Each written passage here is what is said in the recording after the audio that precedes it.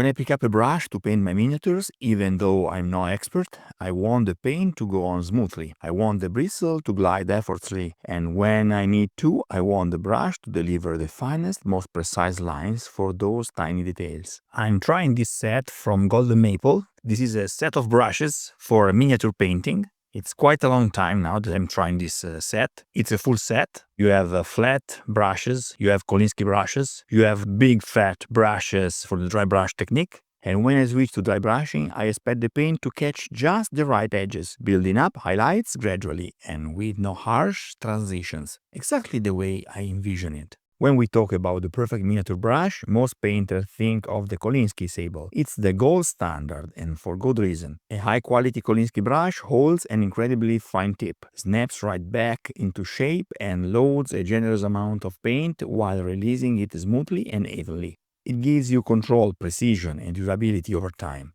Ideal for details, layering, and clean, confident strokes. Now, this brush I'm testing today isn't natural Kolinsky. It's synthetic, but that's exactly why I'm curious.